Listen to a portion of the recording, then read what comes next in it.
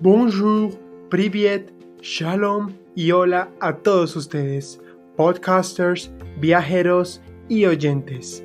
Ya sea que estés cocinando, limpiando, caminando, pintando, manejando, estudiando o sentado en tu casa quizás, quédate con nosotros y disfruta de un buen relato.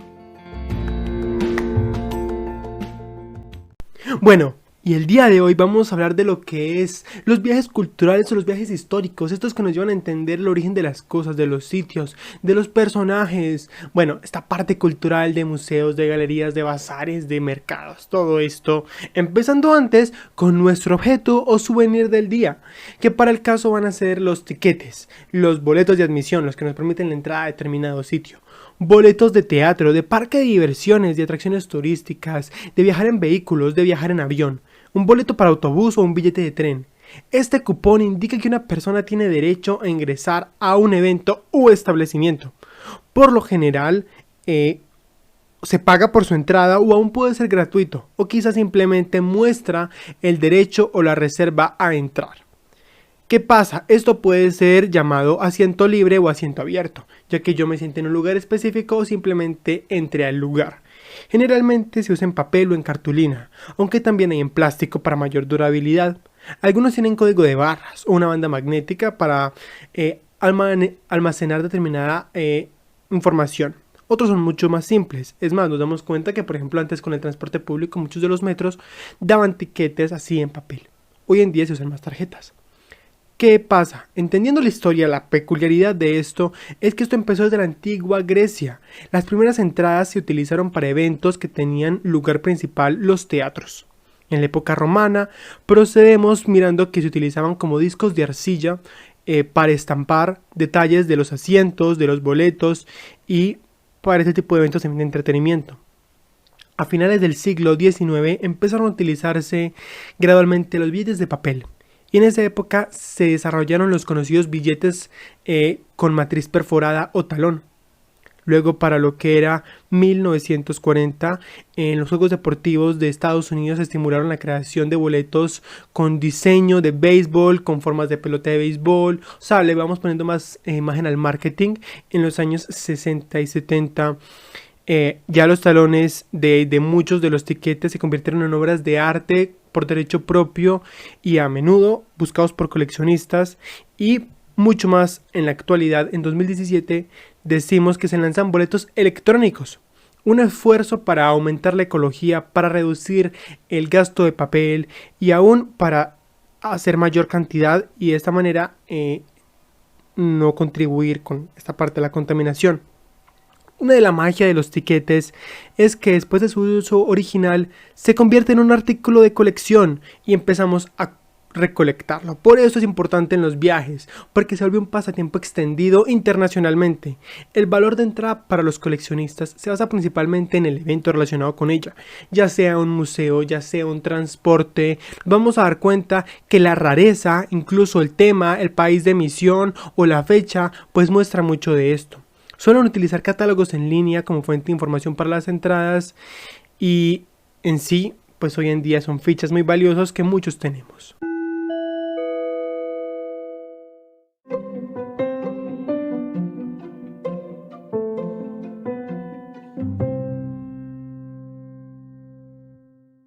Bueno, ¿y qué son estos viajes entonces culturales, históricos, experimentales?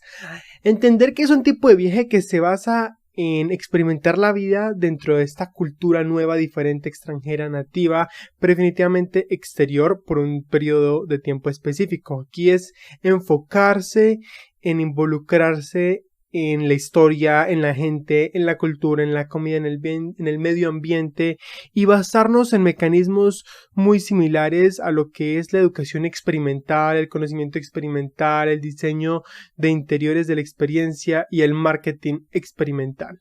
Hablamos entonces de que hay varios tipos y que pueden enfatizarse de diversas maneras. O sea, tenemos la parte de la vida local, culinaria, cultura, historia, compras, naturaleza o vida social.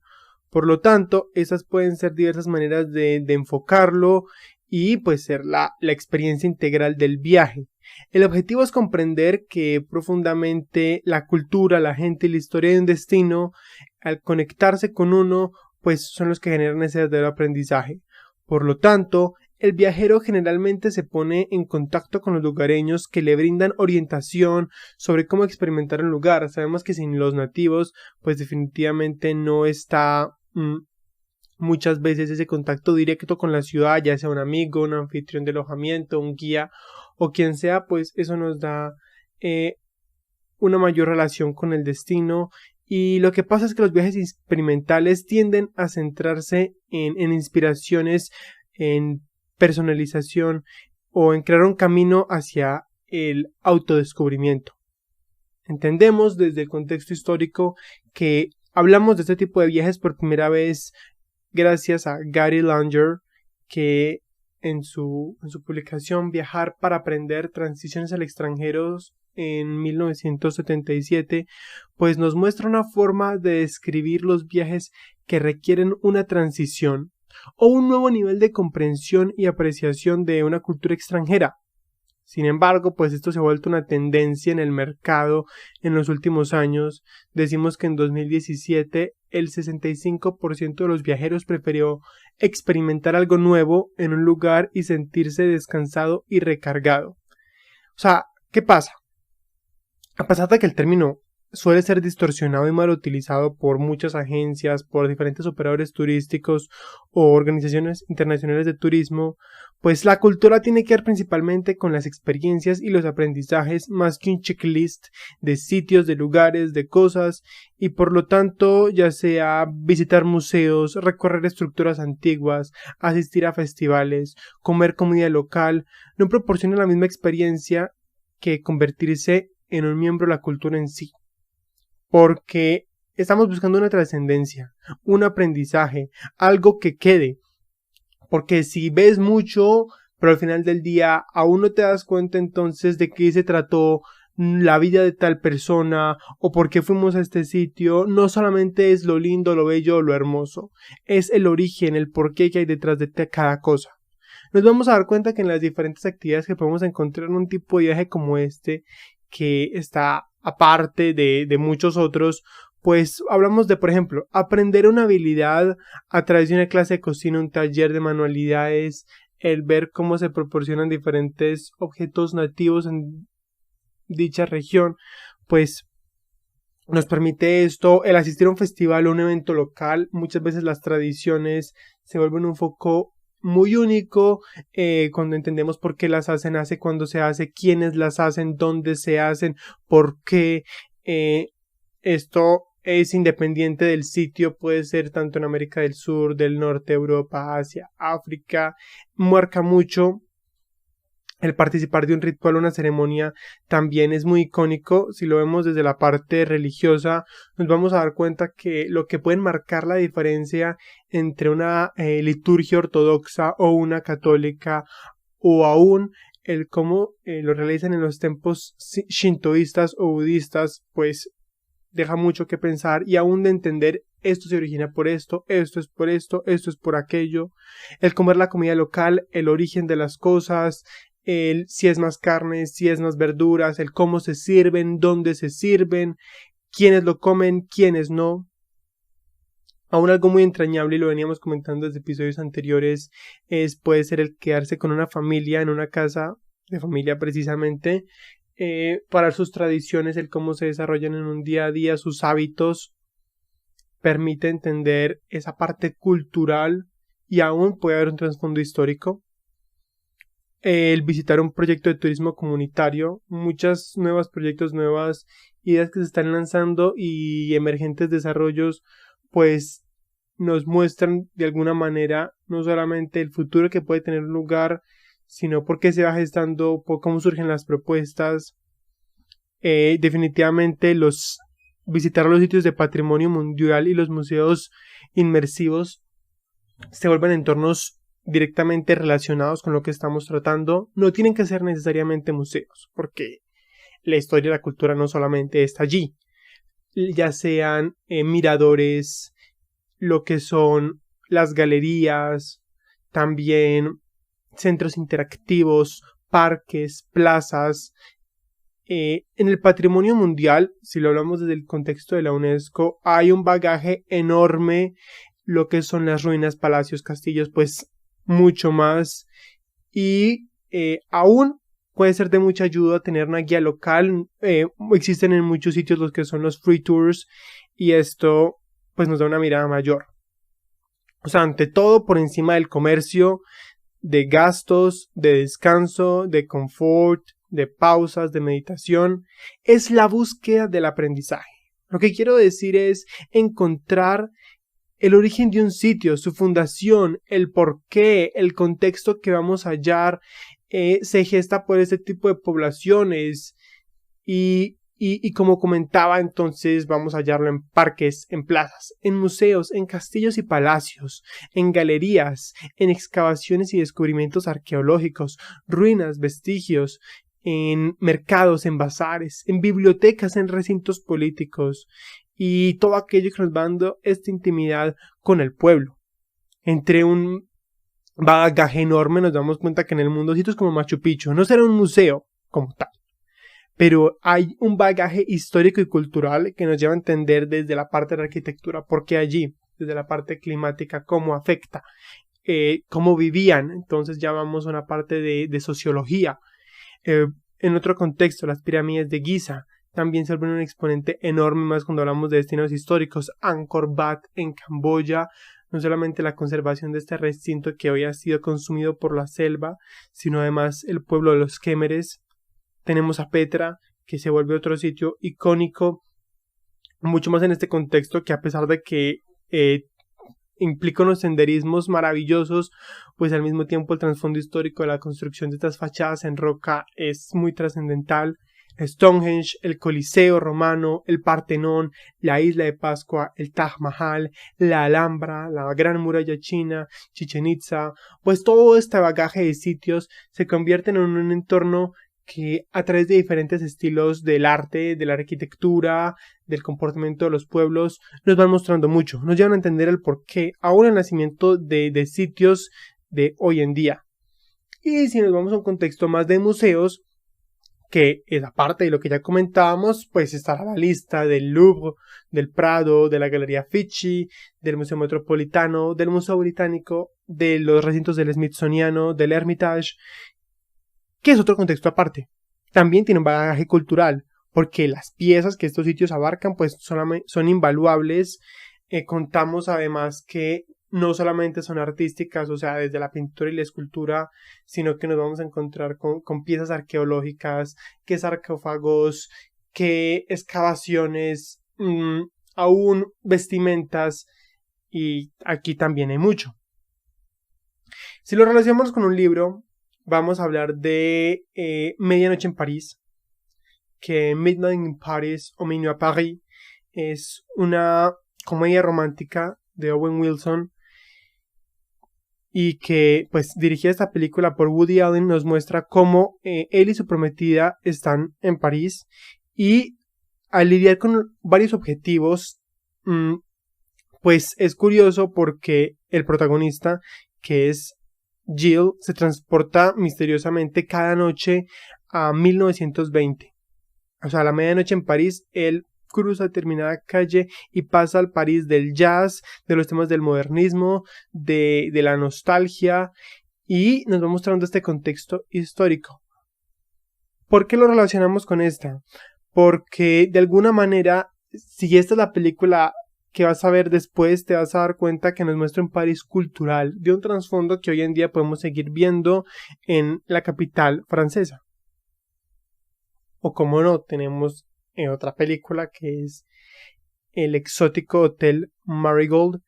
Este es de un estilo diferente. Aquí un grupo de jubilados británicos deciden disfrutar de un retiro y se van a la India, atraídos por una publicidad de el recién renovado Hotel Marigold.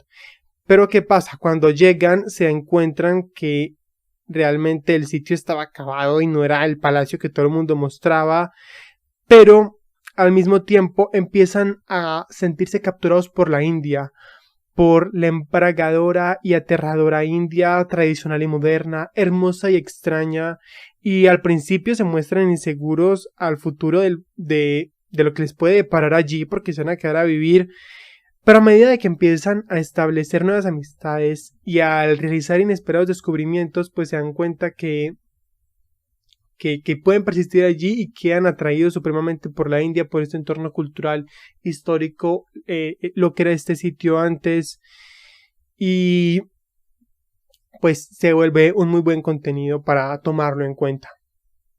Y entonces, pasando a nuestros destinos top 5, hablamos en primer lugar de Italia. Es que en contenido histórico y cultural, Italia entra en un epicentro primericio, porque lo que era el Imperio Romano, el lugar del Renacimiento, aún lo que queda hoy en la Capilla Sixtina con Miguel Ángel, con también aparte el nacimiento de la Venus, la primera de Botticelli, Da Vinci, la última cena. Bueno, es tanto contenido que tiene que estar. Hablamos de China en segundo puesto, porque a pesar de su modernidad, del desarrollo que ha tenido Shanghai, Hong Kong, pues sigue habiendo también esa conservación, ese bagaje histórico. Por ejemplo, lo que es la Gran Muralla, que ya lo mencionábamos, es una pieza única.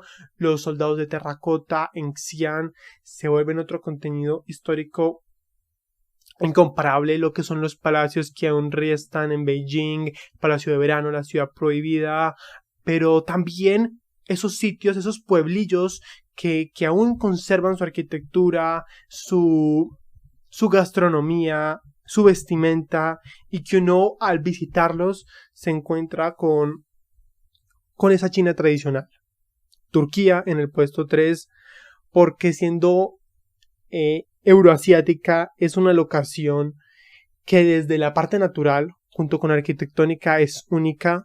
Estambul no tiene palabras para describirse. Sus mezquitas, sus palacios, sus cisternas, los canales, el bazar, es un contenido enorme que es netamente cultural, pero también cuando vamos a Esmirna, a Éfeso, a Pérgamo y a una Capadocia, vamos a encontrar con otro contenido mucho más antiguo y histórico, incomparable, desde las ruinas, las excavaciones arqueológicas y las formaciones rocosas.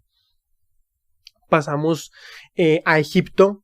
Había que mentar a Egipto porque definitivamente en un principio, siempre que hablamos de civilizaciones, vamos a encontrarnos con Egipto. ¿Y quién no ha escuchado de las pirámides o las tumbas de los faraones?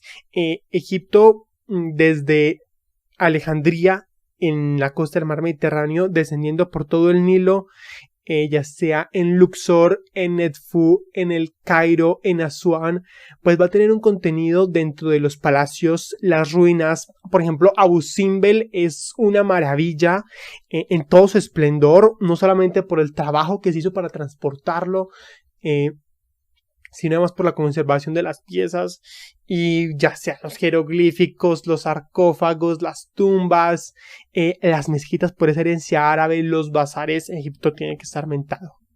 Y finalizamos con Grecia. Grecia es padre en filosofía, en la parte enciclopédica, en mucho del lenguaje, y aún en historia y en cultura. Desde su gastronomía, la comida griega no tiene palabras, y lo que son los templos, esta parte mitológica. Entonces, ya sea en Atenas con el Partenón, o nos vamos al santuario de Delfos, los monasterios de Meteora, o la conservación que hoy está mucho más explotada turísticamente de Mykonos, de Santorini, pues sigue siendo un contenido único.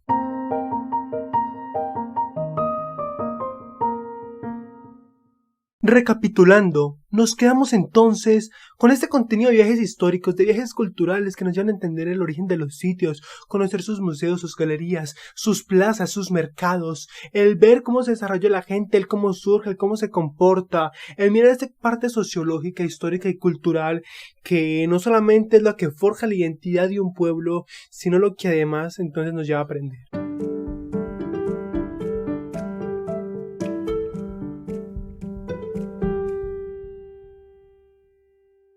Y ya para finalizar, entonces, contamos en nuestro minuto histórico que hoy Primero de junio en 1980, en Estados Unidos, el multimillonario Ted Turner crea la cadena CNN, la primera compañía de informativos de televisión que transmite 24 horas del día. Hablamos de este hecho porque dentro del contexto de los medios de comunicación y más de la parte audiovisual, pues ha marcado tendencia, no solamente por el hecho de que transmite 24 horas del día, sino que ya sea dentro de su periódico, sus podcasts, la parte televisiva, pues ha sido un icono por su veracidad, aún por el tipo de contenidos que ha transmitido y porque definitivamente es uno de los más usados.